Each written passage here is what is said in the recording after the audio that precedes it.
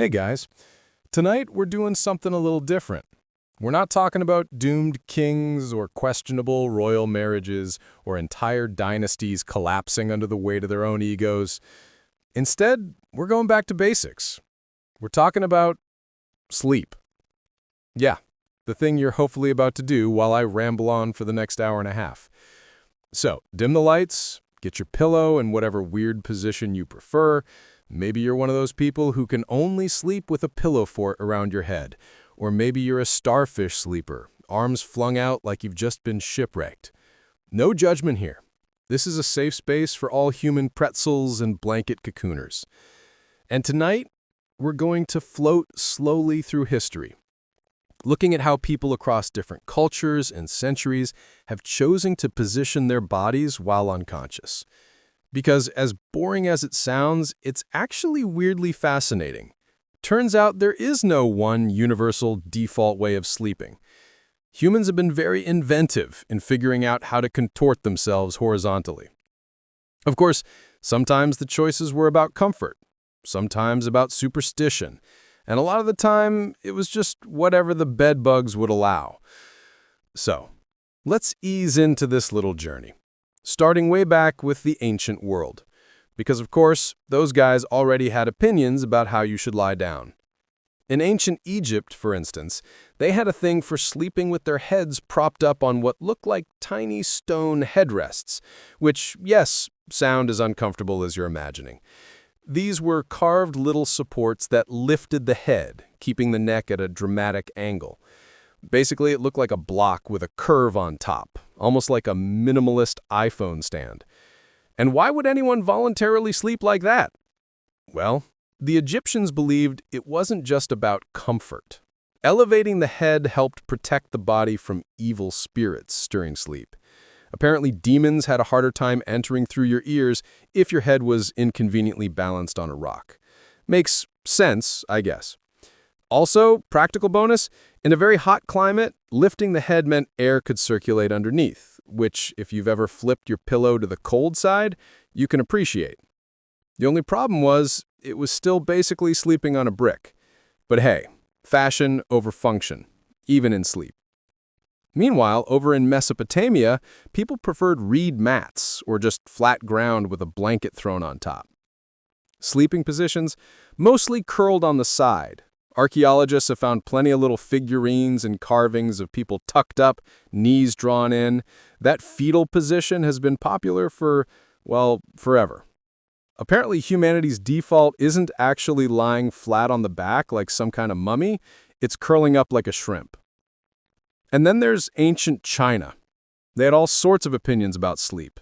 Feng Shui was not just for furniture placement, it applied to your body, too. Facing the wrong way in bed was basically asking for bad vibes. So you might have been perfectly comfy, stretched out diagonally, but sorry, that meant angering the cosmic forces. Better to keep your head aligned with north or east, depending on which dynasty was giving advice. And as you might guess, some people slept on hard wooden pillows. Because, of course they did. Now, while all this was happening, the ancient Greeks were being very Greek about it, which is to say they were dramatic and philosophical about everything, even naps. For them, reclining was an art form. The symposium, those famous drinking parties, were all about lying around on couches while trying to look intellectual. So it wasn't just how you slept, it was how you lounged in public. But when it came to actual sleep, a lot of Greeks were side sleepers, too. And yes, even back then, there were debates about which side was, well, healthier. Aristotle apparently had thoughts about digestion and whether sleeping on the right or left was better, because philosophers never miss a chance to overthink bodily functions.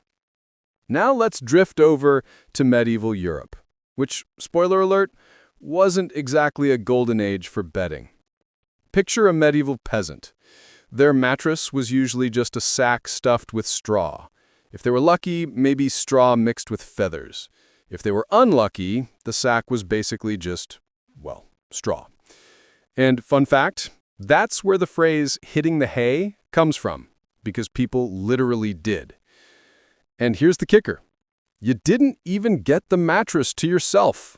Families, servants, travelers, everyone might be piling into one giant bed. Privacy wasn't really a thing. Imagine trying to fall asleep while your neighbor's cousin is snoring 2 inches away. Very cozy, very communal. And as for positions, people often slept sitting up. Yeah, upright, propped on pillows. Not because they were into vampire cosplay, but because of practical concerns. Lying flat was associated with death. Corpses were stretched out that way. So if you didn't want to tempt fate, you kept yourself slightly vertical.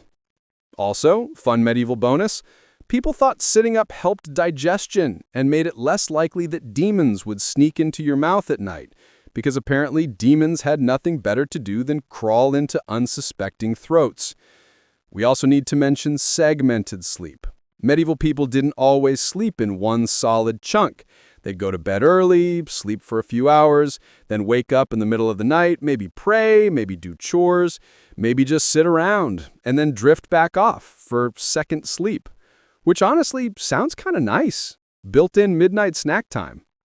And no, people weren't all peacefully arranged like statues. Accounts describe people curled on their sides, knees up, trying to conserve warmth, especially since heating was basically non-existent. Winter sleeping meant dogs, family members, anyone warm enough to huddle with. Let's float over now to Asia again. In Japan, sleeping positions were heavily shaped by tatami mats and futons. These were thin, flat mattresses rolled out on the floor, which meant that the default posture was flat on the back or the side, and arms neatly by the body. And of course, there were etiquette rules. Flailing all over the place or taking up too much space was not exactly polite if you were sharing a room. So you might have been perfectly comfy, stretched out diagonally, but sorry, that meant angering the cosmic forces. Better to keep your head aligned with north or east, depending on which dynasty was giving advice. And as you might guess, some people slept on hard wooden pillows, because of course they did. Now, in India, texts from Ayurveda also had plenty of opinions. Sleeping on the left side was often recommended, since it supposedly helped digestion. Sleeping on the stomach? Big no. Apparently that was considered not just unhealthy, but morally questionable. Yes, even your unconscious pose was a chance for judgment. And then we have the indigenous Americas. Many groups slept in hammocks, which is still, let's be honest, one of the superior sleep inventions of humanity. The Taino and other Caribbean peoples developed hammocks long before Europeans discovered them and immediately went, "Oh, this is genius. We're stealing this." Hammocks meant airflow, fewer creepy crawlies, and rocking motion that makes you fall asleep faster. Honestly, hammocks might be the pinnacle of human sleep evolution. Okay, let's pause here. That was a lot of history already.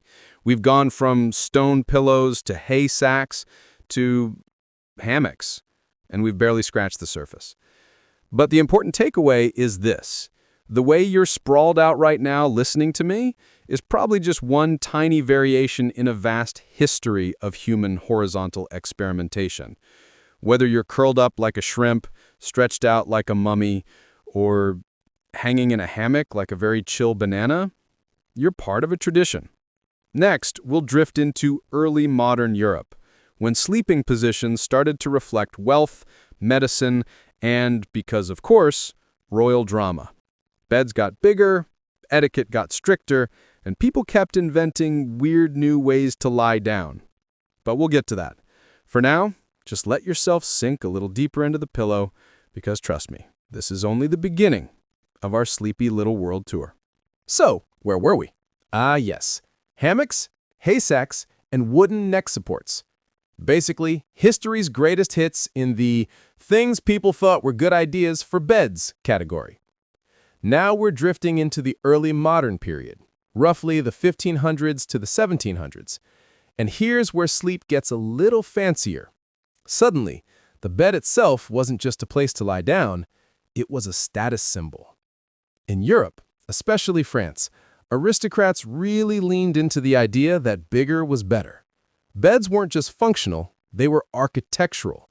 We're talking four-posters, velvet drapes, embroidered canopies, and curtains heavy enough to suffocate you if you rolled the wrong way. And of course, kings and queens weren't content to just, sleep in these beds. No, the bed became a stage. Court rituals actually took place around the royal bedchamber. The French called it the lever and the coucher, the ceremonial waking up and going to bed of the monarch. Because why not turn brushing your teeth and fluffing your pillows into a full political performance? Louis XIV, the Sun King, was especially into this. He staged his bedtime. Ministers and courtiers would literally attend his nightly undressing. And yes, everyone had an assigned role, from who handed him his slippers to who tucked him in. Imagine the sheer awkwardness of 50 people watching you wiggle under the blankets. And the kicker? Half of them weren't even there to help. They were just spectators. That's how much prestige was attached to being near the royal bed. And before you ask, no, Louis wasn't sleeping alone in a cozy little bundle. He actually had separate beds from his queen, because royal marriages were more about alliances than cuddles. Besides, he preferred to visit mistresses in other, more private beds. But for official sleep, it was curtains, gold, and awkward bowing courtiers. Meanwhile, regular folks in Europe didn't get velvet canopies. They still had straw mattresses, but by this point, there was a little upgrade. People started stuffing mattresses with wool or even horsehair. Slightly softer, slightly less itchy, still very lumpy. Sleeping positions? Still a lot of side sleeping, knees bent, but medical advice of the period started creeping in. Physicians and pamphlets had opinions on which side was better. One common suggestion was to start the night lying on the right side to, quote, warm the stomach, and then flip to the left so that food could settle properly. So yes, even in the 1600s, your doctor was basically telling you to rotate like a rotisserie chicken. And because humanity can't resist a good superstition, people still worried about sleeping flat on the back, too corpse-like. Plus, doctors warned it could cause nightmares, or worse, suffocation, which, to be fair, wasn't completely wrong in the days before anyone understood sleep apnea.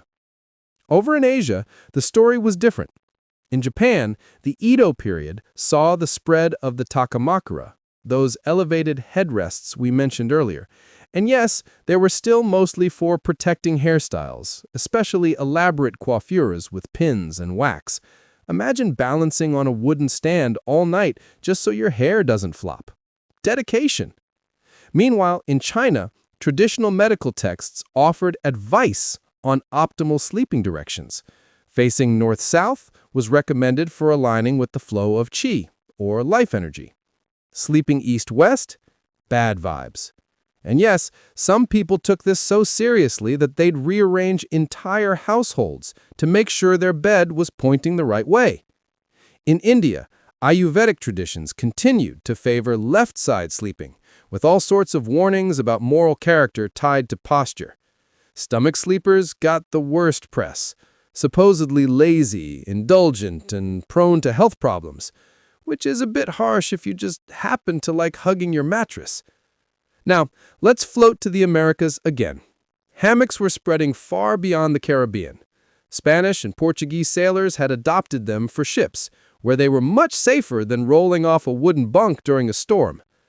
Imagine trying to sleep in the fetal position on a moving ship, and then imagine a hammock swaying you gently instead.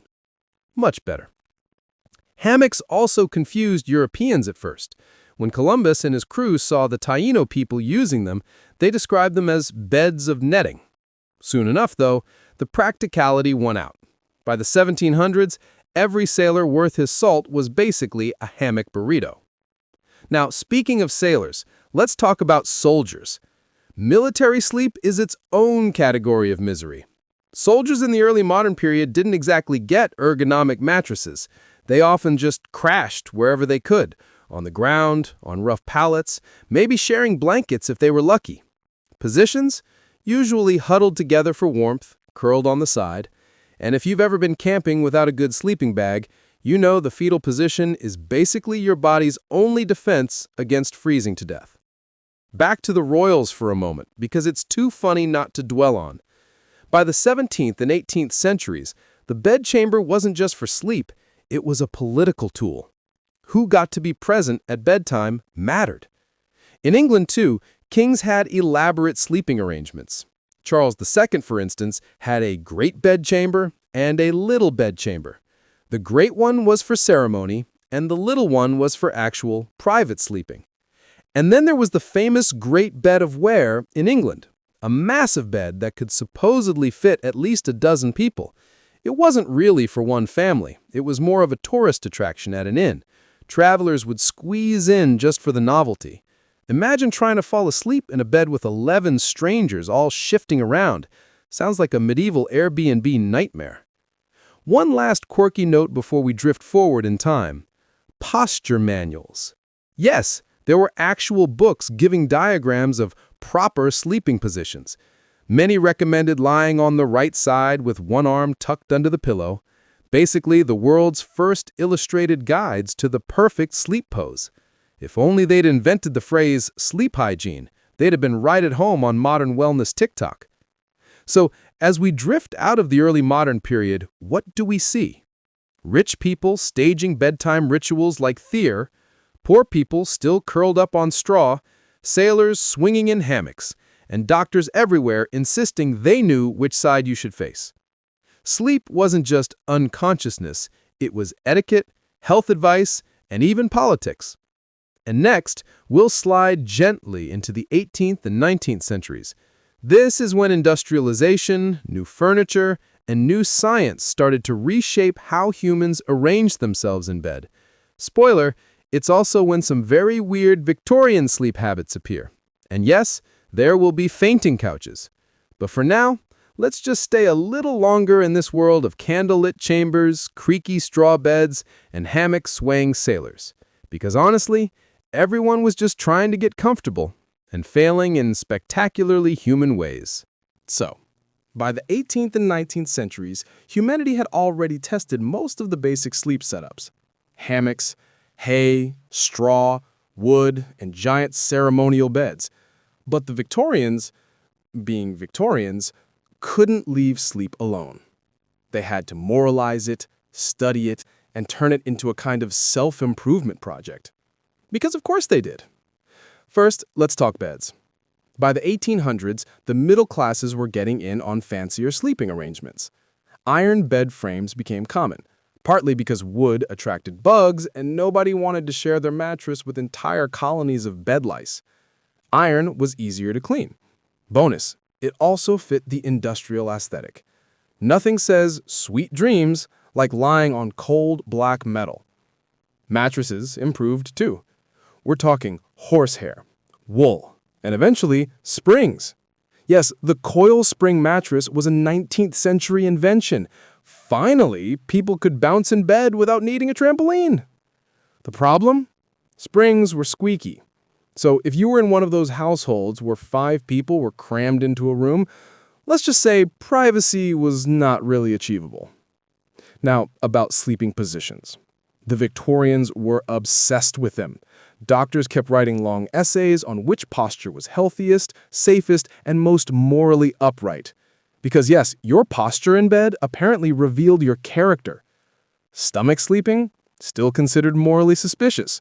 Some guides claimed it encouraged unwholesome thoughts. Translation, they thought it made you more likely to sin. Exactly how anyone was supposed to monitor that in the dark, I'm not sure. Back sleeping? Officially discouraged. Physicians claimed it put pressure on the chest, restricted breathing, and encouraged nightmares. Plus, again, corpse vibes, which left side sleeping as the ideal. Preferably on the right first, then flipping to the left. Manuals were very specific about the order. It was almost like doing yoga, but unconscious. Speaking of manuals, Victorian medical literature was full of advice about sleep hygiene long before that phrase existed. Doctors warned against eating heavy meals late, recommended fresh air in the bedroom, and scolded people for sleeping in stuffy, closed spaces. And of course, they added a moral twist. Good, upright people had disciplined sleep schedules. Late risers? Clearly lazy degenerates. The whole early to bed, early to rise thing was practically a sermon. But here's the irony. The Industrial Revolution was wrecking traditional sleep patterns. People who had once followed the medieval two-sleep cycle, first sleep, middle night wakefulness, second sleep, were now being herded into strict factory schedules. You couldn't just wander around at 2 a.m. if you had to be at the mill by dawn. So people were forced into a more compressed, modern, single chunk of sleep. Goodbye midnight musings, hello alarm clocks. Now, we can't talk Victorians without talking about their obsession with fainting couches. You've seen them in period dramas, elegant women swooning onto divans. And while these weren't exactly for nighttime sleep, they were part of the broader rest culture. The fainting couch was essentially a daytime nap station for over-corseted ladies who couldn't breathe, which, let's be honest, is one of the most absurd reasons for inventing furniture. Nap culture, though, was complicated. For working-class people, daytime naps were frowned upon. Too lazy, too indulgent, but for wealthy people, perfectly fine. A lady reclining in the afternoon was a symbol of refinement. So yes, even unconsciousness was class-based. Now, let's wander into some of the weirder medical experiments of the 19th century. Sleep scientists, or what passed for them, were busy trying to figure out exactly what sleep did to the body. Some believed the brain literally drained fluids at night. Others thought sleep was just temporary death, a mini rehearsal for the grave. Very soothing. This led to bizarre gadgets meant to enforce proper posture. For example, backboards that kept you lying stiffly on your side, or pillows with straps. Imagine being tied down just to make sure you didn't roll onto your stomach and accidentally become immoral. And yes, Victorians also loved orthopedic pillows filled with anything from straw to herbs. Supposedly, lavender or hops stuffed into your pillow would guarantee peaceful dreams. Realistically, it probably just smelled like a brewery. Of course, the Victorians weren't the only ones doing weird things in the 19th century. Let's float over to Japan again. Futons and tatami mats were still standard, but by the late 1800s, Western influence began to creep in. Beds with frames started to appear in wealthier households, and with them came debates about whether lying directly on the floor was uncivilized. Spoiler, most people stuck with futons anyway, because they're practical, easy to roll up, and don't squeak like rusty springs. Meanwhile, in India, Ayurvedic traditions were still guiding people towards side sleeping, and colonial influence layered new medical advice on top. You had this odd mix of ancient health rules and stiff European posturing guides coexisting. And in the Americas, hammocks were still beloved in rural and coastal areas. Travelers often described locals lounging in hammocks during the hottest parts of the day, rocking gently in the shade. Which, honestly, sounds like paradise compared to a squeaky spring mattress in industrial London. Let's circle back to the Victorians for one last quirky note. Segregated beds. Married couples didn't always sleep in the same bed. In fact, separate twin beds became a symbol of health and propriety in the late 19th century. The reasoning? Sharing a bed was unsanitary. Too much heat, too much breath mingling, too much, well, opportunity for things the Victorians politely pretended didn't happen. So a respectable couple often had two beds, sometimes even in different rooms. And yes, if you're picturing a buttoned-up Victorian couple saying goodnight across a room and then rolling away into separate cocoons, that's pretty accurate. So, as we drift out of the 19th century, what do we see? Beds are industrial, sleep is moralized, and entire social classes are judged by whether they nap. The science of sleep is advancing, but slowly, and often with more superstition in fact. Which means the stage is set for the 20th century, when psychology, war, and modern medicine will completely reshape how humans think about lying down.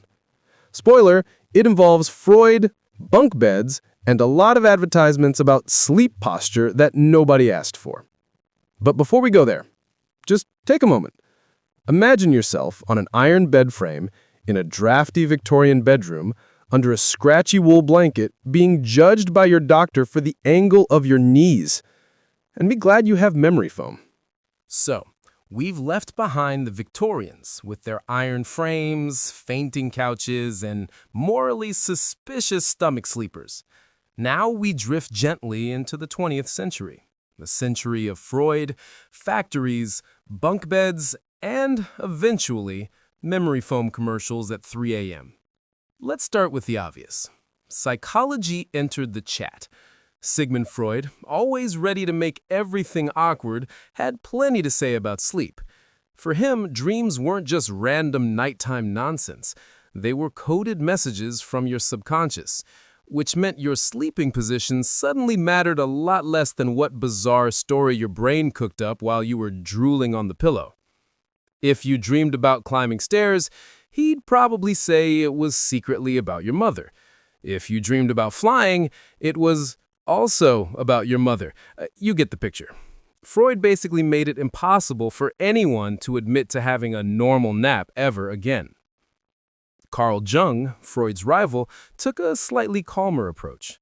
He thought dreams connected you to some grand collective unconscious, which sounds lofty until you realize it still means your 2 a.m. nightmare about showing up to school without pants was somehow archetypal. Comforting, but also not really. Now let's talk beds. The early 20th century was the golden age of bunk beds. Military barracks, boarding schools, summer camps, all stacked humans like cordwood to save space. Soldiers in both world wars often slept in bunks or hammocks, packed so close that turning over meant elbowing your neighbor in the ribs. Privacy was not on the menu. Bunk beds also made their way into family homes, especially during the baby boom. 2 kids, 1 room, 1 set of bunks. And yes, fights over who got the top bunk are probably older than Monopoly. Meanwhile, in hospitals, the 20th century brought the rise of the adjustable bed. You know, the kind with levers to raise your head or feet. Originally for patients, but soon marketed to ordinary people as a way to improve circulation, or just make reading in bed easier. Basically the ancestor of today's motorized luxury bases that let you watch Netflix at a 37-degree incline. Now, we can't skip the advertising boom. The 20th century was when mattress companies really got aggressive. Suddenly, sleeping wasn't just natural, it was something you could optimize. Too soft, too firm. Don't worry, we have charts, pamphlets, and extremely smug salesmen to tell you how wrong your spine is. The 1920s saw companies pushing the scientific bed, promising proper posture. By the 1950s, foam and latex mattresses were all the rage. And then came the commercials with blissful couples stretching in sunlit bedrooms, pretending they'd never snored in their lives. Of course, sleep positions also got marketed. Studies came out suggesting that side sleeping was healthiest, while back sleeping was dangerous for snorers. Stomach sleeping? Still the villain. A century later, still shady. Poor stomach sleepers never get a break.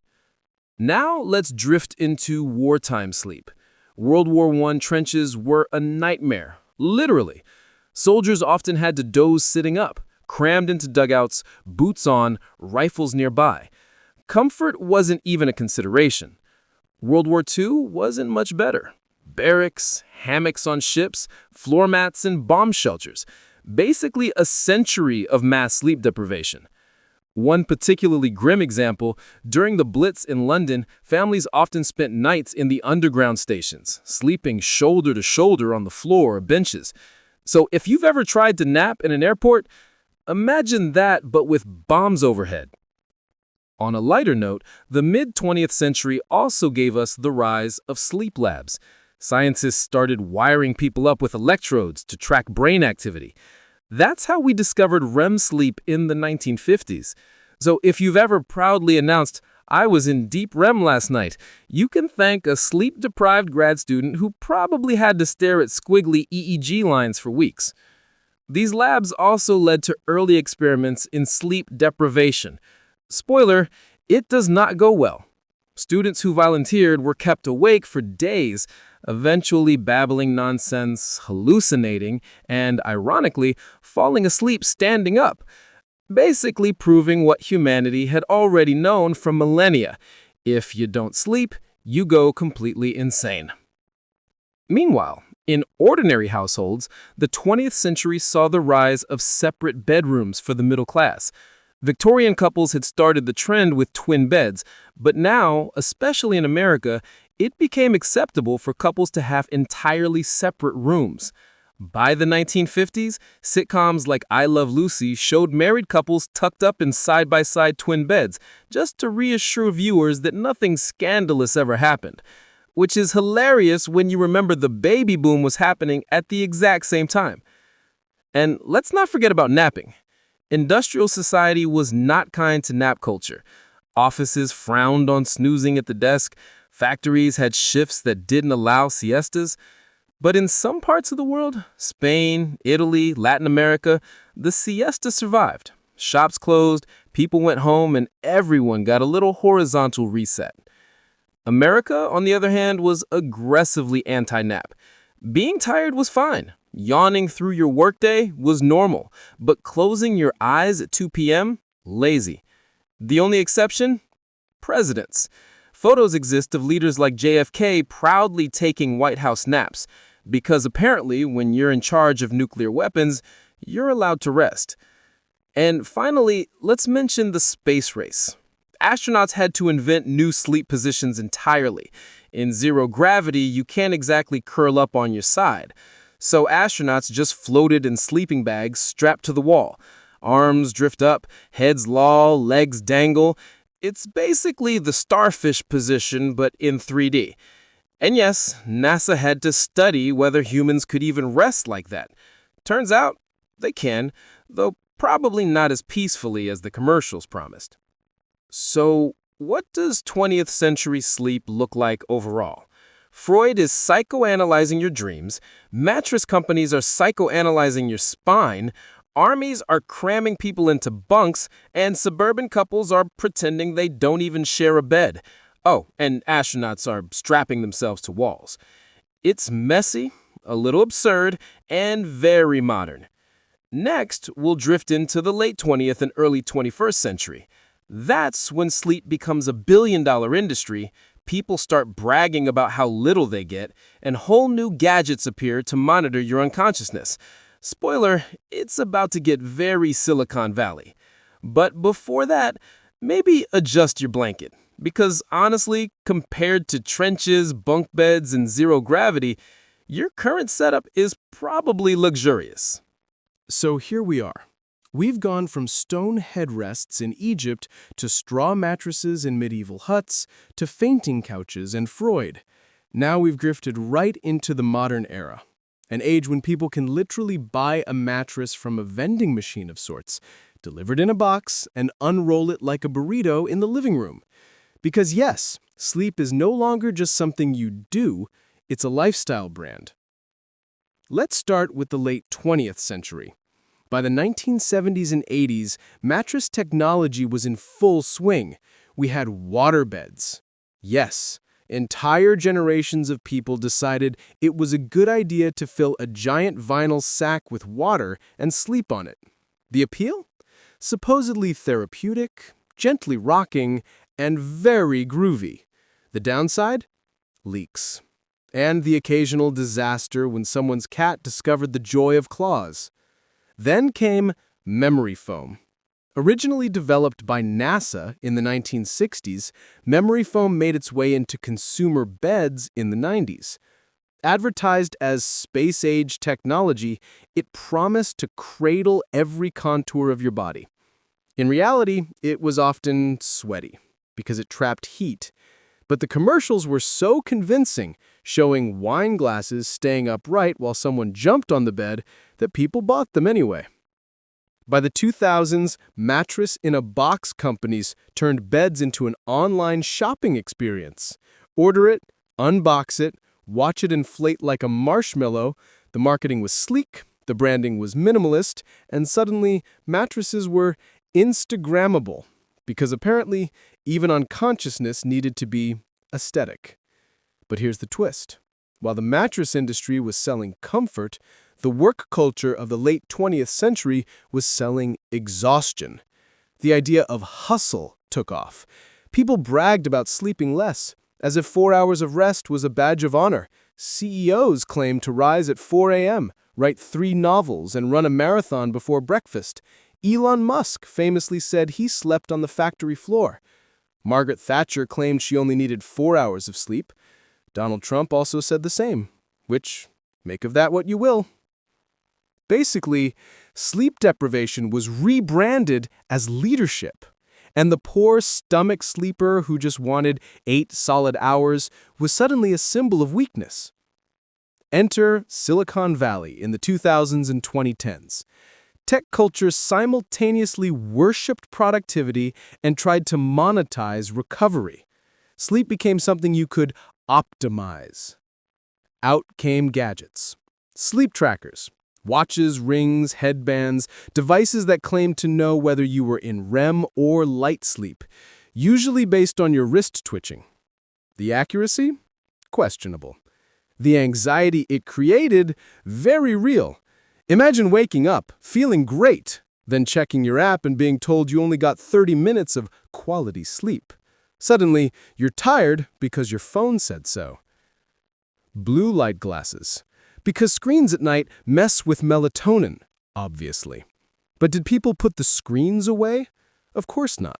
Instead, they bought tinted glasses and kept scrolling. White noise machines. Once upon a time, people just had creaky floors and wind outside. Now, you can purchase $300 devices to simulate rain, ocean waves, or gentle industrial hum.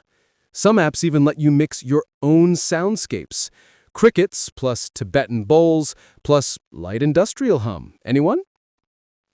Weighted blankets. Marketed as therapeutic, they became a sleep trend in the 2010s. Basically, it's being gently crushed by fabric. For some people, very soothing. For others, just sweaty. But the ads promised it was like a hug, and who doesn't want to be hugged by polyester pellets? Now let's talk positions in the modern era. Surveys consistently show that side sleeping is the global winner, with most people curling on one side. Back sleepers are a minority, but they're still considered ideal by sleep doctors, at least for spinal alignment. Stomach sleepers? Still public enemy number 1. Poor souls. But here's the interesting part. People today are more likely than ever to sleep alone. Rising single households, bigger homes, and even couples choosing sleep divorces means separate bedrooms are common. Modern couples openly admit that snoring, blanket theft, or wildly different schedules mean they'd rather just split. Which makes sense. Love is eternal, but REM cycles? Non-negotiable. Of course, cultural variations still matter. In Spain and Latin America, the siesta is hanging on, though often shortened. In Japan, napping in public, called inemori, is seen as a sign of dedication. Fall asleep at your desk? Congratulations! You're clearly working so hard you collapsed. In Scandinavia, parents still happily wheel babies outside in strollers for naps, even in sub-zero weather, because apparently fresh air trumps frostbite. And in the US, nap culture is making a comeback through capitalism. Nap pods in offices, companies offering sleep rooms, apps guiding you through power naps with ambient soundtracks, basically monetized unconsciousness. Let's not forget the role of medicine. The late 20th century saw the rise of sleep apnea diagnoses. CPAP machines became common, strapping people into masks that kept their airways open. Effective? Yes. Romantic? Not exactly.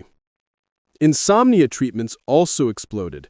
Sleeping pills, melatonin gummies, herbal teas, mindfulness apps, you name it, someone's selling it. And ironically, the more people worry about not sleeping, the harder it becomes to sleep, which is both tragic and very on brand for the 21st century. And then there's the modern cult of productivity sleep. Entire books and TED Talks tell you how to hack your rest. Try polyphasic sleep. Nap for 20 minutes, 6 times a day. You'll gain hours of productivity, they say. What they don't mention is that most people attempting this end up delirious and cranky. But hey, it sounds futuristic. One of the strangest examples was Uber's old campaign where they gifted employees sleep pods to promote rest, while simultaneously running them on brutal schedules.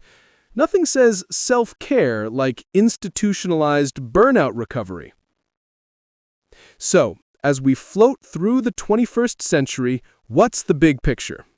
Humanity has gone from fearing demons crawling into our throats at night to fearing that our sleep app is judging us. Beds have gone from communal straw sacks to branded memory foam delivered in boxes. And sleeping positions, whether side, back, or stomach, are still being ranked, moralized, and monetized. In short, we've never stopped overthinking how to lie down. Now, if you're still awake, congratulations!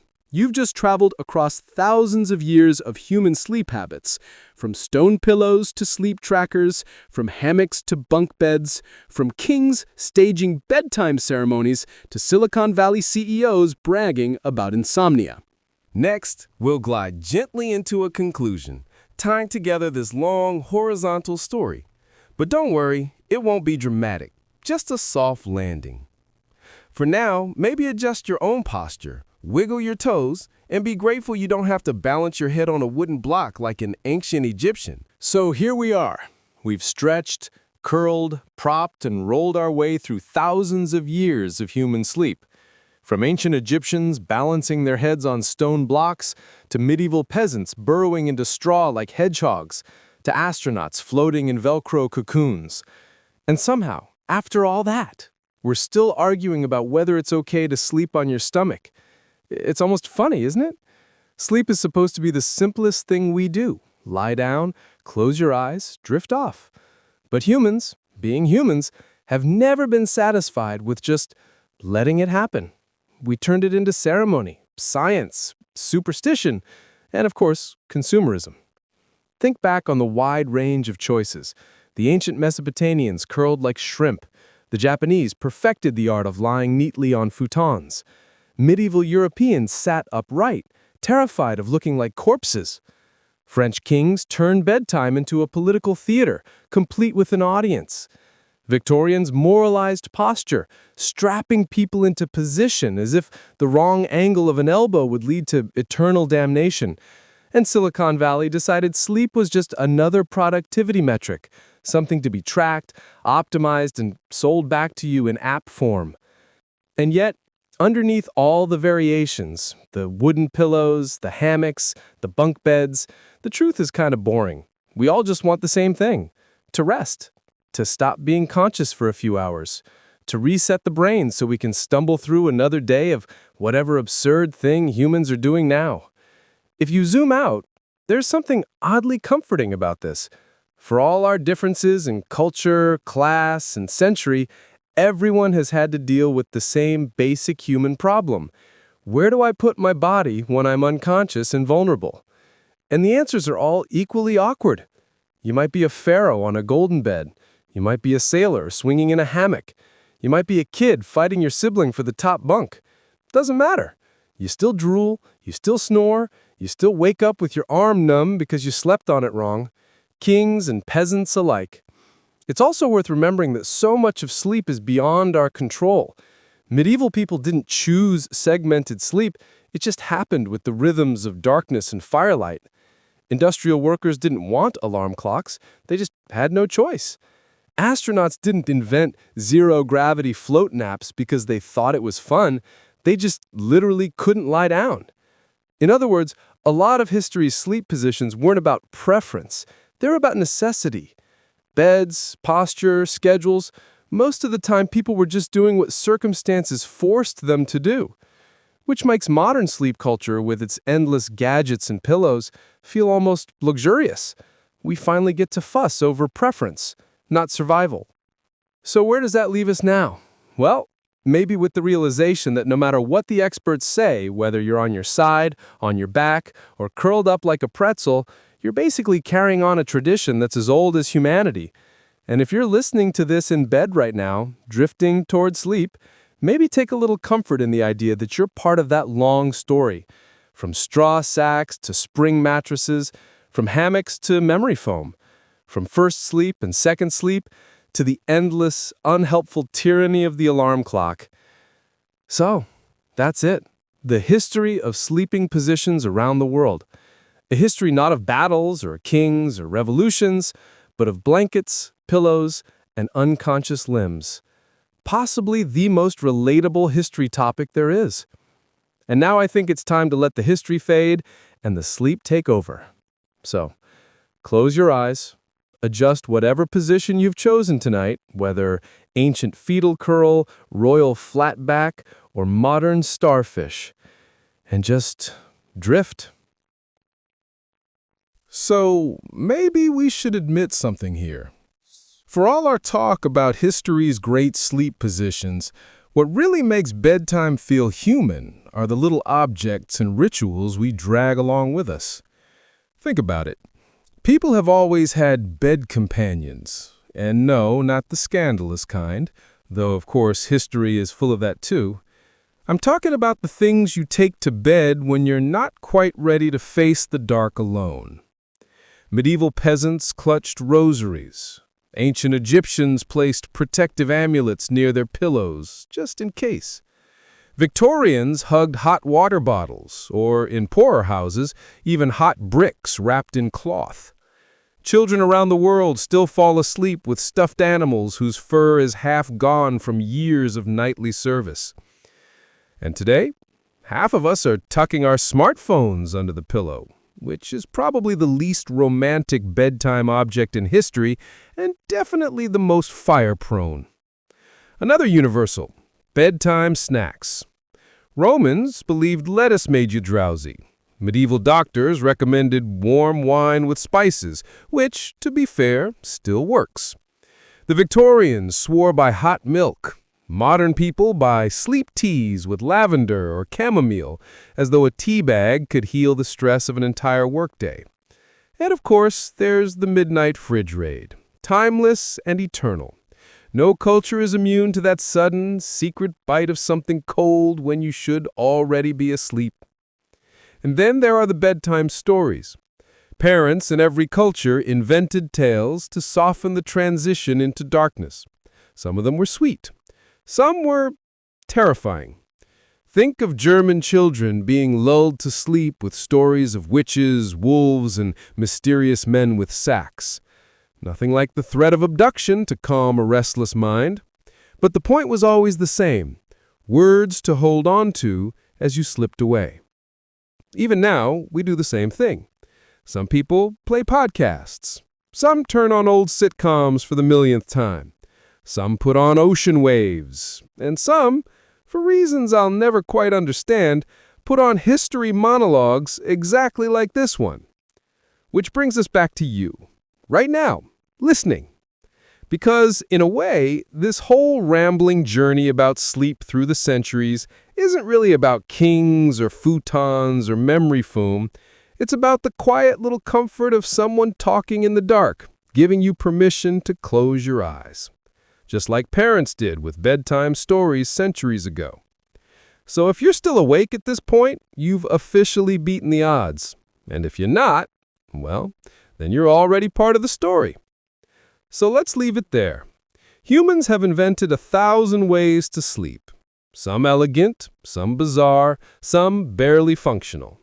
But the truth is, the best sleep position is just the one that works tonight. So, fluff your pillow, turn off the screen, yes, even this one eventually, and drift into whatever posture history has handed you. Because at the end of the day, and at the end of this story, the only real goal is the same one our ancestors had when they curled up in straw, or drifted in hammocks, or strapped themselves into space bunks. To rest. Good night, again. So maybe the only question left is this: what happens next? Because humans aren't done tinkering with sleep. Far from it. We've been adjusting our pillows and debating our positions for thousands of years, and the future promises even stranger experiments. Let's start with the obvious. Technology in the bedroom. Smart mattresses are already here. Beds that can heat one side and cool the other, track your breathing, and gently shake you awake with vibrations. Some even claim to detect snoring and tilt you slightly to clear the airway. Imagine your bed quietly repositioning you in the middle of the night, like a butler from the future. Helpful, yes. Creepy, also yes. And of course, sleep apps aren't going away. They'll probably get more intense. Right now, they're tracking movement. Soon, they'll track brainwaves, dreams, maybe even nightmares. The day may come when your phone gives you a full dream report with helpful suggestions. Try to be less anxious about deadlines next time. Thanks, phone. Very relaxing. Then there's medicine. Scientists are already researching drugs that let you skip sleep altogether or compress 8 hours of rest into just 2 or 3, which sounds efficient until you realize how much people love their downtime. Imagine finishing a long day at work and then realizing you've got 16 more hours to fill. Suddenly, 8 hours of unconsciousness feels like a luxury. There's also talk of targeted dreaming. Researchers are experimenting with ways to nudge your dreams in certain directions, either to help with trauma or to sneak in ads. Yes, dream advertising. Nothing like a commercial break in the middle of your subconscious. Imagine dreaming about running through a forest, only to trip over a giant Pepsi can. Capitalism never sleeps, but apparently neither will your brain. And of course, there's space. Humans are terrible at sleeping in space. No gravity means no natural way to sprawl. Astronauts strap themselves into sleeping bags attached to the wall, floating in little cocoons. But on longer missions, to Mars, for example, scientists are already thinking about hibernation. Induced sleep, lasting weeks or months, to save resources, which is basically turning astronauts into human bears. Cozy, yes. Practical, probably. A little unsettling? Definitely. But maybe the real future of sleep isn't high-tech. Maybe it's just going backwards. We've seen hints of this already. People reviving naps, rediscovering segmented sleep, turning back to natural fabrics, herbal teas, and low-tech solutions. There's always a backlash. After decades of apps, maybe the future is no phones in the bedroom, no data, just good old-fashioned unconsciousness. And here's the funny part. No matter what the future brings, humans will still wake up with stiff necks, tangled blankets, and regrets about that one glass of water too many before bed. Some things don't change. So maybe the moral of the story is sleep is both universal and stubborn. We've thrown everything at it. Rituals, science, medicine, technology, and yet it remains exactly what it's always been. A quiet surrender. A daily rehearsal for death, but with a much better chance of breakfast afterwards. So if you're still here, congratulations. You've officially survived 8 full rounds of bedtime history. You've learned how pharaohs rested, how monks snoozed, how kings performed bedtime like a stage play, how modern people strapped on Fitbits, and how astronauts float. And now you've even peeked into a future where your dreams might get sponsored. That's more than enough history for one night. So, once again, find your position. Curl, sprawl, flop, or drift. History doesn't mind. The important part is that you let it go and finally rest. And this time, for real. Good night. If lying down is the practical side of sleep, then dreams are the strange, mysterious garnish no one asked for. Humans have always been equal parts fascinated and terrified by what happens once the lights go out in your head. In ancient Mesopotamia, dreams weren't just nighttime nonsense. They were messages from the gods. Some were good, some were warnings, and some were basically unreadable spam mail from the divine. They even had professional dream interpreters who wrote down entire manuals explaining what symbols meant. See a river in your dream? Prosperity. Dream of teeth falling out? Bad news. Dream of flying? Well, you were either blessed or possibly insane. The Egyptians went even further. They had dream books, where every possible image was cataloged with its meaning. Pharaohs paid serious attention to this stuff. If you dreamed of crocodiles, it meant enemies were near. Dream of bread? Good fortune. Dream of your pillow falling off the bed? Well, apparently that meant your wife was cheating. Dreams were never subtle. Fast forward to ancient Greece and Rome. Dreams could be divine messages, but also medical clues. Hippocrates thought they reflected the state of your body. Like if you dreamed about water, maybe your bladder was unhappy. Meanwhile, the Romans believed certain dreams required immediate sacrifices at temples, because nothing says relaxing bedtime like rushing out at 3 a.m. to stab a goat for Jupiter. By the Middle Ages, dreams were dangerous. The church often framed them as potential demonic trickery.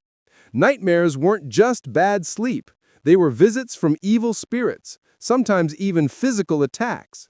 That's where the word nightmare itself comes from, the mare being an oppressive creature sitting on your chest while you slept.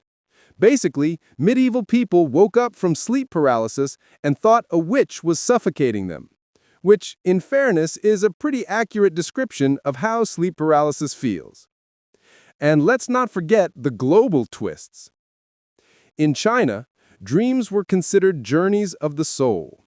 If you dreamed vividly, it was thought your soul was literally wandering out of your body, which sounds poetic unless you wake up panicking about whether your soul made it back in one piece. In indigenous American traditions, dream catchers were used to filter good dreams from bad ones. The pleasant visions slipped through the web, while the nightmares got tangled up and died with the dawn, which is a lovely image and far more comforting than demons on your chest.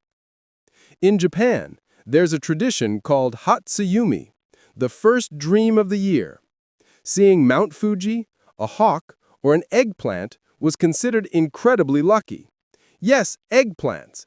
Apparently nothing says prosperity like nightshade vegetables. And then, of course, there are lullabies. Every culture invented some way to sing babies to sleep, often with surprisingly dark lyrics.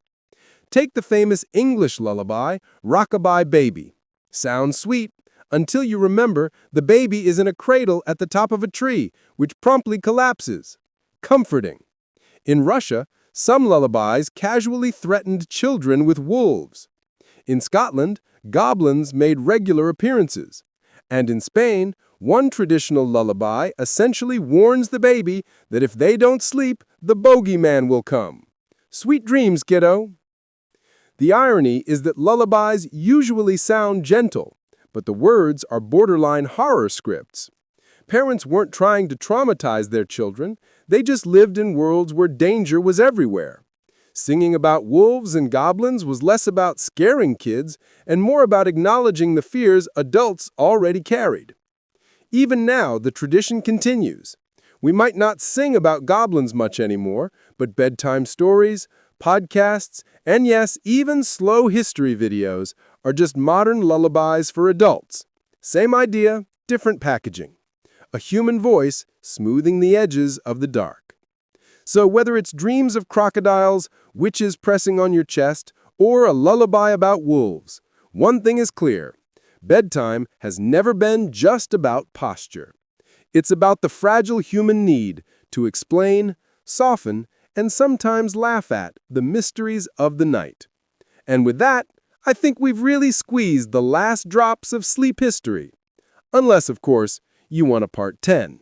When you think of pillows today, you probably imagine fluffy rectangles filled with feathers, foam, or some suspiciously synthetic down alternative.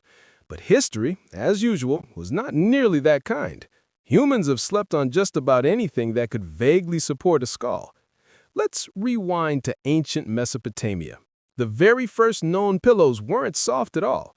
They were carved from stone, wood, or ceramics. Imagine a block with a slight curve carved in it. The idea wasn't comfort, it was hygiene. Keeping your head off the ground meant fewer insects crawling into your ears. Comfort, secondary. Not being a bug buffet, priority number one. The Egyptians followed suit. Wealthy folks had headrests carved from alabaster or wood.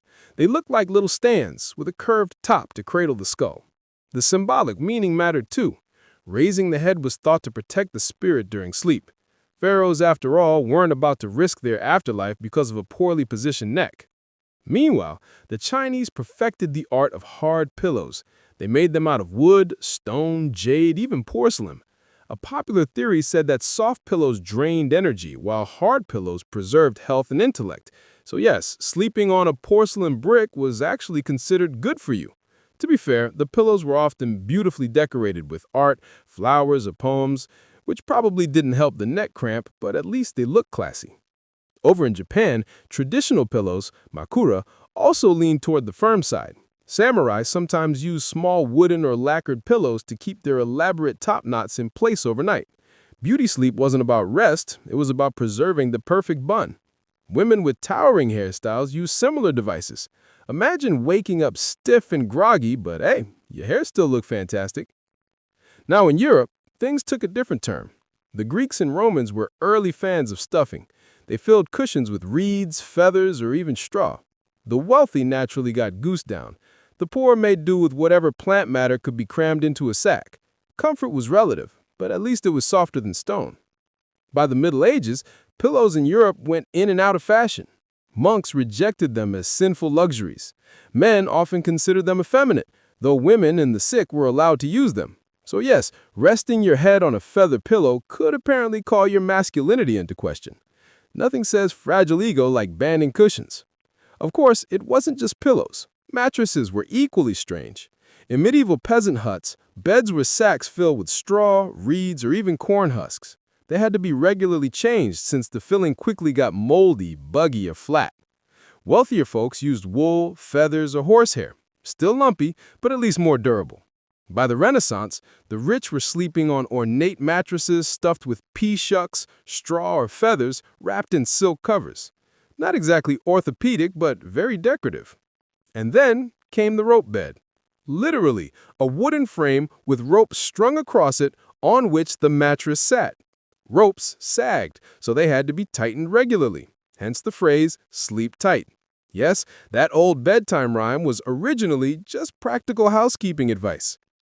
Pillows also doubled as status symbols. In Victorian England, the number of pillows on a bed was less about sleep and more about showing off.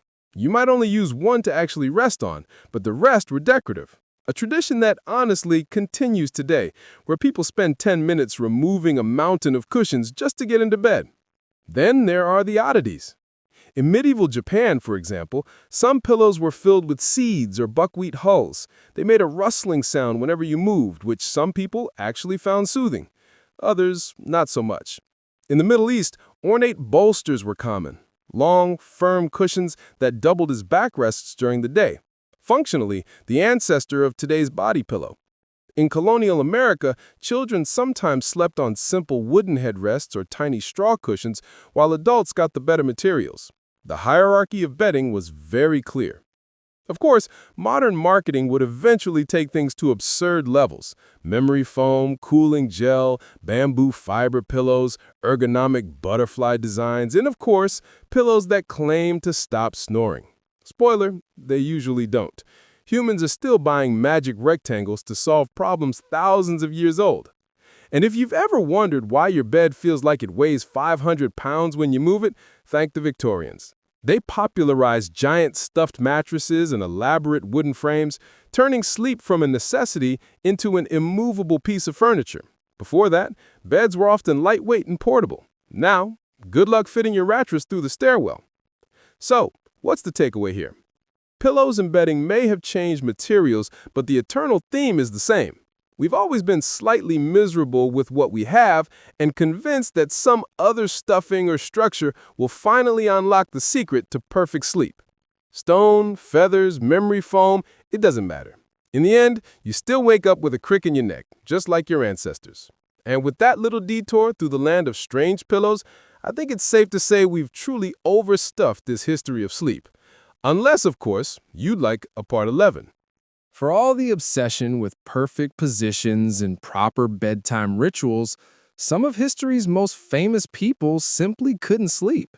Maybe it was stress. Maybe it was health. Maybe it was just the curse of having too much going on in their heads. Either way, insomnia has always been lurking in the shadows. keeping some of humanity's most notable figures wide awake. Let's start with the royals. King Charles IX of France, 1550 to 1574, reportedly slept so poorly that he wandered his palace halls at night in a half-delirium.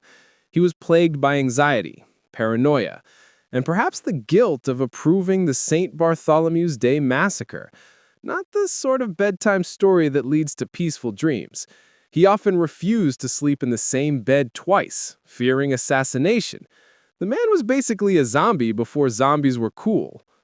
Philip II of Spain, the great bureaucrat king, was another restless case. He often slept in his study chair or on the floor of his chapel, trying to grab a few hours between endless paperwork. His chronic insomnia combined with gout made him famously irritable. Not that Spanish Habsburgs needed much help looking gloomy. And let's not forget Louis XIV, the Sun King.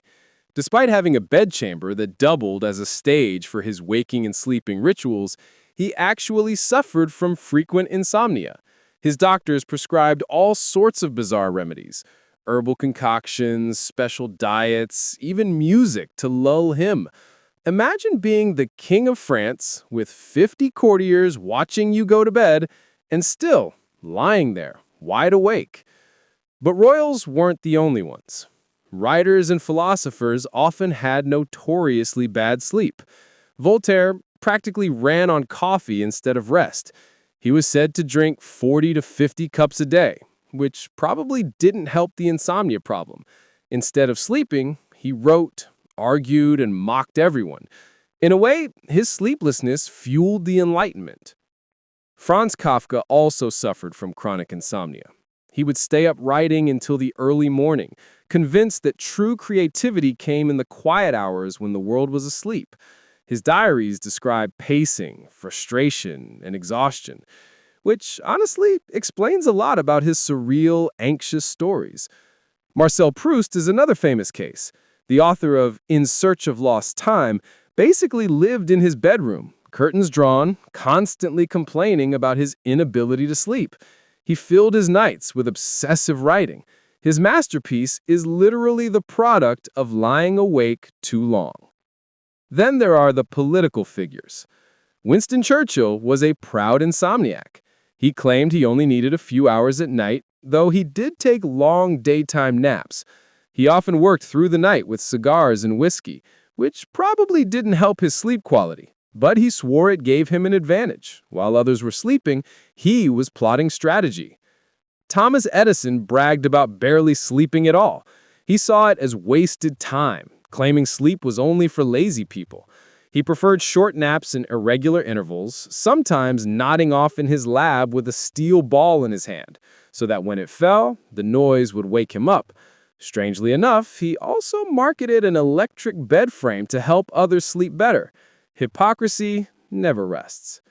Nikola Tesla was even worse. He often claimed to sleep only 2 hours a night, though in reality he seems to have dozed in tiny bursts.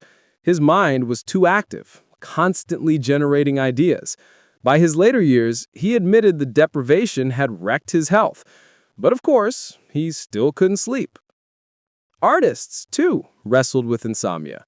Leonardo da Vinci allegedly practiced polyphasic sleep, short naps scattered throughout the day instead of one long night. The story may be exaggerated, but it fits his restless energy.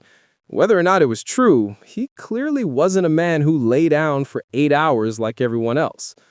Vincent van Gogh wrote about his inability to sleep, pacing at night under the stars. That constant agitation found its way into his paintings, swirling skies, restless colors.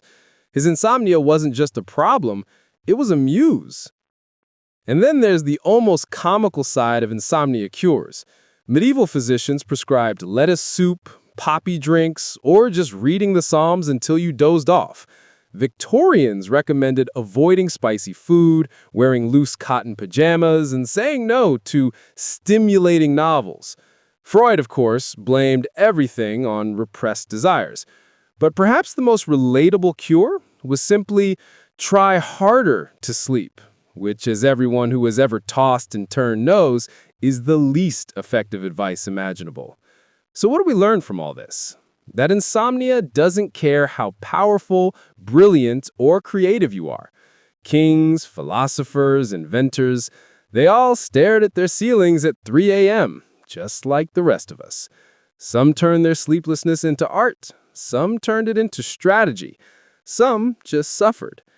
But in the end, history's great insomniacs remind us that even the most extraordinary people couldn't master the most ordinary human function, drifting off. And with that, we can let them rest. Eventually. Unless, of course, you'd like to wander into a part 12. If you've ever complained about your roommate snoring or a partner hogging the blanket, take comfort. For most of human history, the idea of a private bed, one just for you or maybe you and a partner, was basically a luxury fantasy. Beds were communal, political, and sometimes crowded enough to make a subway car look spacious. Let's begin with the Middle Ages. In peasant households, space was scarce. Families often all slept together, sometimes literally in one big bed, sometimes on piles of straw in a shared room. Children, parents, grandparents, maybe a visiting cousin, all lumped in. Privacy was not part of the deal. The modern anxiety of, "I need my personal space," didn't exactly apply when you were just trying not to freeze to death.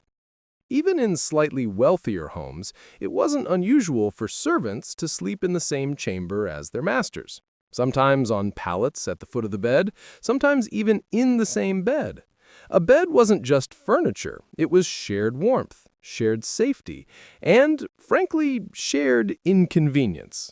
The Great Bed of Ware, a famous 16th century inn bed in England, took this to the extreme. It was over 10 feet wide and could fit 12 people at once. It wasn't for families, it was for random travelers. Imagine checking into a room and sharing a mattress with total strangers, elbow to elbow, while someone's boots reek next to your pillow. Romantic in a deeply unromantic way. Beds were also stages for politics.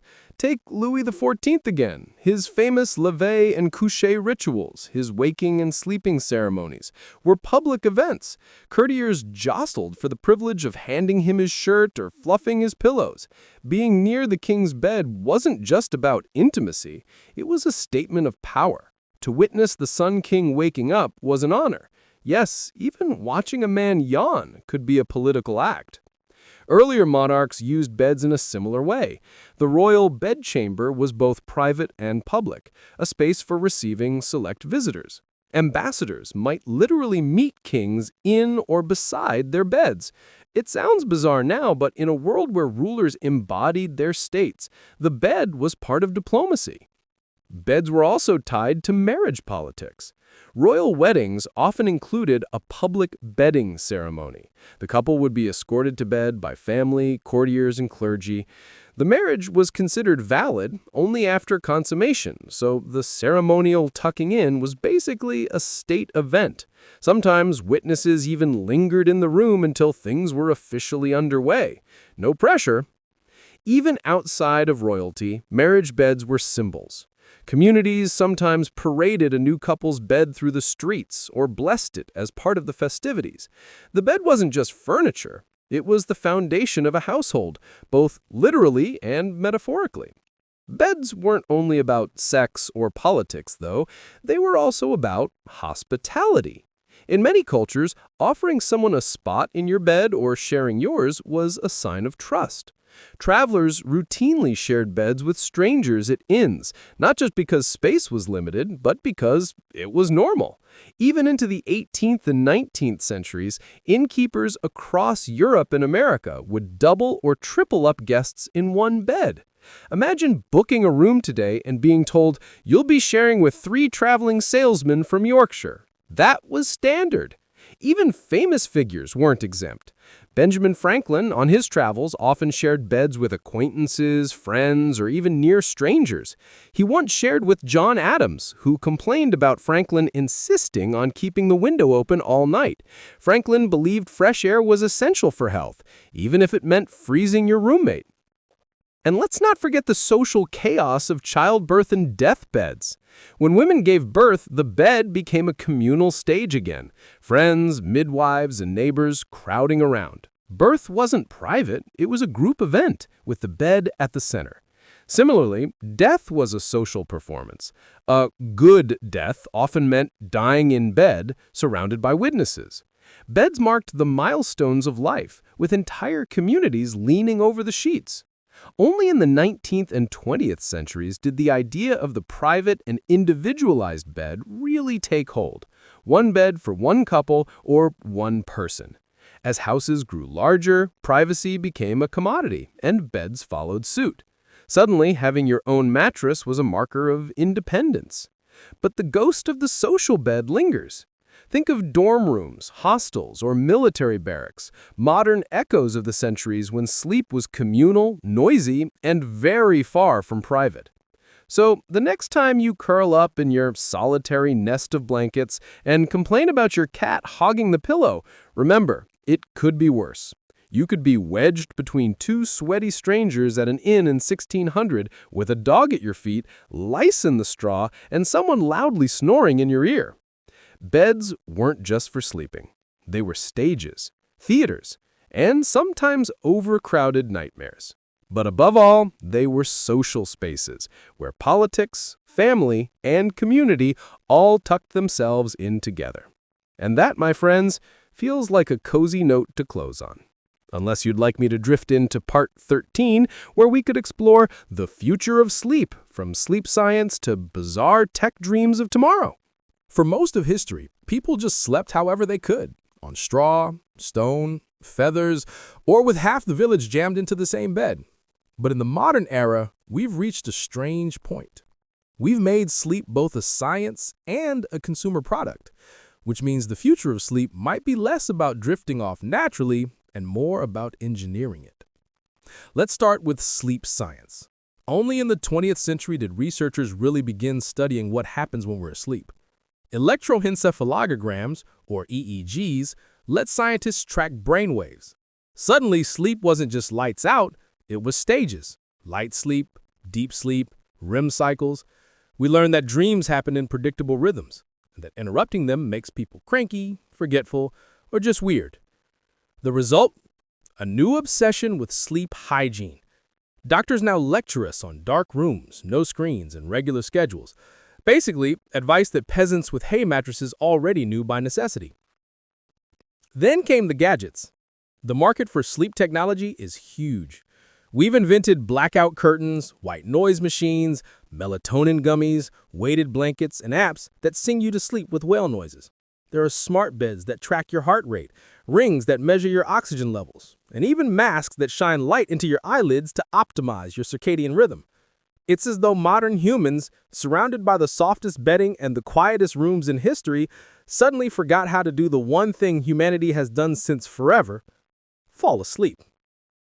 There's also the strange trend of sleep optimization. In the past, sleep was just downtime. You did it because you had to. Now it's marketed as self-improvement. CEOs boast about cutting their hours to maximize productivity, while wellness gurus push 8-hour rituals with lavender sprays and mindful bedtime journaling. Both extremes treat sleep like a contest. You're either sleeping too little to look impressive, or sleeping perfectly to score new personal best. Even naps are being rebranded. They're no longer about dozing off in a chair. Now they're powered naps, scientifically measured for efficiency. Somewhere, Marcus Aurelius is probably laughing in his tomb. But let's peek further forward. What might the future of sleep actually look like? Some scientists imagine pills or headsets that replace hours of sleep with just a quick burst of brainwave stimulation. Why bother with 8 hours when you can get the benefits in 2? Of course, this raises the obvious question: what would humans do with all that extra time awake? Probably invent more things to keep them from sleeping. Others are experimenting with genetic studies. Certain rare people have a short sleep gene that lets them thrive on only a few hours. If that can be replicated, future humans might naturally need less sleep. It sounds efficient, though possibly exhausting. And then there's the dream research. Companies are working on ways to influence or guide dreams, lucid dreaming headsets, audio cues, even targeted ads sneaking into dream states. Yes, capitalism might eventually invade your subconscious. Imagine falling asleep and dreaming about toothpaste because your smart pillow decided to play a jingle. On the more comforting side, there's a renewed interest in bringing back natural sleep patterns. Some scientists argue we're actually designed for segmented sleep, 2 stretches of 4 hours with a quiet break in the middle. That pattern was common in pre-industrial times. People used the midnight wakeful period for prayer, quiet talk, or even a bit of work before going back to bed. The modern push for a solid 8 hours might be artificial, forced by the industrial workday. The future might actually look a lot like the past. Of course, the most futuristic vision of sleep is the one we see in science fiction: cryosleep, suspended animation, or brain uploading your consciousness so you don't need to rest at all. Whether or not those dreams come true, it shows how deeply humans are obsessed with controlling sleep, not just accepting it. But maybe the truth is simpler. No matter what gadgets we invent, no matter how many apps or engineered pillows flood the market, sleep will remain what it always has been: that quiet, necessary surrender. The one thing kings, peasants, geniuses, and insomniacs all share. Stone pillows, communal beds, memory foam, or cryopods, it doesn't matter. In the end, humans will always close their eyes, drift into dreams, and wake up a little rumpled. So, as we float to the close of this long and drowsy journey, here's the final thought. The history of sleep is really the history of being human. It's awkward, communal, restless, sometimes uncomfortable, but absolutely essential. And in that sense, it's never really changed. So go ahead, pull up your blanket, forget about hard Chinese jade pillows or giant Tudor in beds. Just breathe, close your eyes, and join the billions of sleepers who came before you. Because at the end of the day, or night, sleep is the one tradition we all keep, whether we want to or not. For as long as people have closed their eyes at night, they've tried to explain what exactly was happening. Sleep is mysterious after all. You go unconscious, your body lies still, and your mind wanders off into bizarre landscapes. No wonder cultures wrapped it all in superstition. Let's start with the ancient world. The Greeks and Romans personified sleep itself. Hypnos, the god of sleep, was said to drift gently over the earth with poppies in hand, touching mortals into slumber. His brother Thanatos was death, because sleep and death have always been considered cousins. The Romans carried that over with Somnus, their version of Hypnos, who lived in a cave where the sun never shone and rivers of forgetfulness flowed. Not exactly cozy, but it explained why nights felt so heavy. Dreams, meanwhile, were thought to be messages from the gods. Temples, like those of Asclepius, invited people to sleep in sacred chambers, hoping for healing visions. Falling asleep wasn't just rest, it was divine consultation. The Norse were equally suspicious of sleep. They believed dreams could foretell the future, but also that sleep left you vulnerable. Your hugr, or spirit, could wander away from your body, traveling in dreams. Which is lovely until you imagine something happening to your body while your spirit's out for a stroll. In medieval Europe, sleep was both sacred and scary. People genuinely feared nighttime visitations. One common superstition was the night hag, a demonic figure believed to sit on your chest and steal your breath. Today we call it sleep paralysis. Back then, it was terrifying proof of witchcraft or evil spirits. If you've ever woken up unable to move, feeling a weight on your chest, you now know you're part of a very old tradition. Beds themselves attracted protection. Folks hung charms, crucifixes, or herbs above their beds. Garlic, rue, or St. John's wort were popular for warding off demons. People believed that turning your shoes upside down or crossing your arms on your chest while sleeping might invite death. Position mattered, not just for health, but for the survival of the soul. The Ottoman world had its own sleep customs. Certain sleeping postures were linked to moral character. Sleeping face up was virtuous, sleeping face down was frowned upon. Scholars debated whether angels or demons influenced your dreams, depending on how you lay. Bedtime was almost a moral decision. Then there's the folklore of dream invasion. In Slavic traditions, witches were thought to slip into your dreams and cause nightmares. In parts of Germany, an evil spirit called the Alp would press on you at night, giving us the word nightmare. In Iceland, elves were accused of luring dreamers into their world. Basically, if you had a bad night's sleep, it was never your fault, it was always supernatural meddling. Moving to Asia, sleep had its own layered meanings. In China, certain positions were believed to align or misalign with the flow of qi, life energy. Dreams were a form of spirit wandering. Sometimes they were considered warnings, other times auspicious signs. Jade pillows were thought to preserve not only health, but also spiritual clarity. In Japan, sleep was bound up with purity. People often believed that dying in bed meant the spirit could be trapped in the mattress. Ghost stories sometimes begin with someone simply drifting off. And of course, the practice of sleeping with wooden or hard pillows wasn't just practical, it was thought to guard against evil dreams. Fast forward to the Victorians, and superstition met pseudoscience. People were terrified of night air, convinced it carried disease. So windows were slammed shut, even if it meant suffocating in stuffy rooms.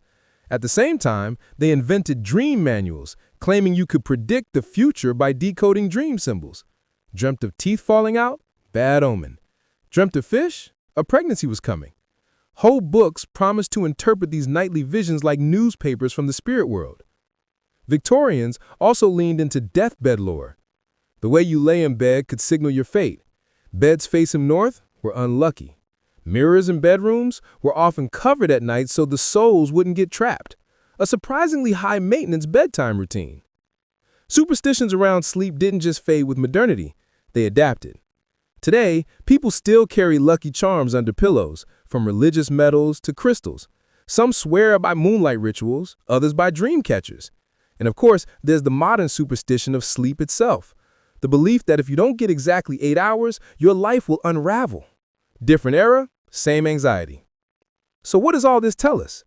That humans have always been uneasy about what happens when we shut down. Sleep is natural, but it feels like surrender.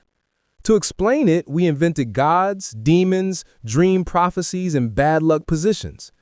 Whether it's a night hag on your chest or a Fitbit scolding you for only 6 hours, the theme hasn't changed. We still can't quite trust the mystery of sleep. And maybe that's the perfect note to close on. Sleep isn't just biological, it's cultural, spiritual, and deeply human. A mix of science and superstition, reason and ritual.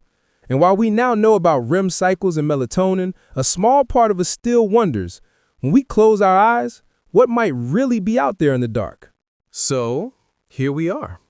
After wandering through the history of sleep, positions, pillows, kings, peasants, science, myths, we've ended up where all bedtime stories do, right at the edge of sleep itself. What's striking, after all of this, is how little has really changed. Humans have always been awkward sleepers. We've sprawled on stone slabs, curled up on straw mats, or collapsed on memory foam mattresses engineered by people in lab coats. We've shared beds with whole families, and we've locked ourselves into private rooms with blackout curtains. We've been haunted by demons, nagged by doctors, and comforted by lullabies. And through all of it, we've kept on doing the same thing, closing our eyes, letting go, and drifting off. If you look at sleep as history, it's not just about beds or positions. It's a mirror of humanity itself. In palaces, beds became theaters for politics. In cottages, they became warm bundles of survival. In myths, they became gateways to gods, spirits, and fears. And in science, they became waves on a chart, spikes of REM, minutes of deep rest counted like coins. Sleep has always been the balance between control and surrender. We try endlessly to master it by stuffing sacks with feathers, inventing smart pillows, or drinking herbal teas. But at the end of the night, we still just fall into it. Often clumsily, sometimes reluctantly, always inevitably. What makes sleep so endlessly fascinating isn't how different it looks across cultures, but how universal it is. A pharaoh with an alabaster headrest, a monk on a straw pallet, a Victorian child tucked under a mountain of quilts, or you in your bed right now, we're all linked by the same nightly ritual. It's one of the few things we share with every human who's ever lived. And maybe that's why sleep has always carried weight far beyond rest. It's where love is whispered, where fears creep in, where children are comforted, and where the dying say their last words. It's not just a biological function. It's the soft borderland of being alive. So tonight, as you lie down, maybe on a mattress that took 3 weeks of research and a terrifying credit card bill, maybe just on a couch with a blanket, remember that you're not doing it alone. You're lying down with all of history, with Mesopotamians on stone pillows, Romans on feather sacks, samurai balancing top knots, and peasants tightening rope beds, with kings who couldn't sleep, poets who wouldn't, and dreamers who turned insomnia into art. All of them, through the centuries, have curled up in the dark, just like you. And now, after this long and sleepy story, I think it's time to do the simplest thing. Close your eyes, breathe, drift. Let the long thread of history settle quietly around you, because whatever else happens, technology, superstition, insomnia, lullabies, sleep will always come. Good night.